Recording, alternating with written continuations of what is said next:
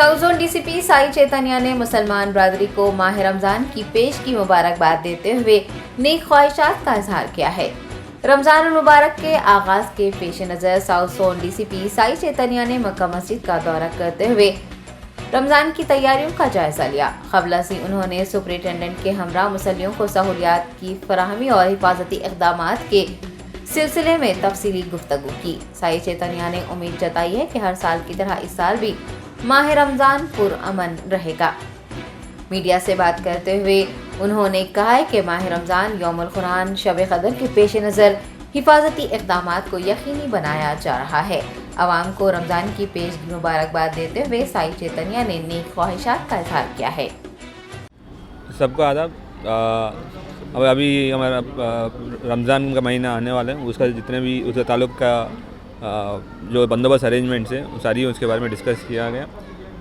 जो रोज़ेदार है उनका सहूलत के लिए क्या क्या अरेंजमेंट्स करना है और उनका जो सिक्योरिटी के वास्ते भी जो अरेंजमेंट्स करना है उसके बारे में डिस्कस किया गया।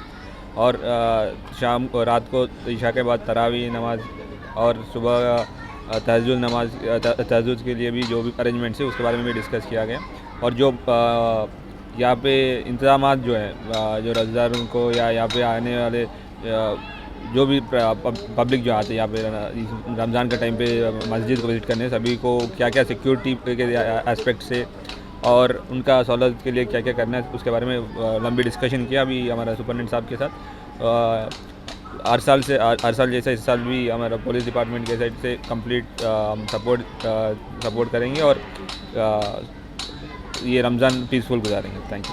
Any increase of forces, any alert, any information from national intelligence regarding anything? सबके हो पहले सबसे रमज़ान का पेश की मुबारकबाद देता हूँ। और जो फोर्स है जो पहले से है वैसे ही अभी भी फोर्स कंटिन्यू करेंगे। यौमुल कुरान का बंदोबस्त, यौमुल कुरान का बंदोबस्त है और जुमातुल विदा का बंदोबस्त और साथ साथ हमारा शब क़दर भी आते हैं उसी टाइम पे, तो उसका भी बंदोबस्त सारी हम लोग करेंगे। Thank you.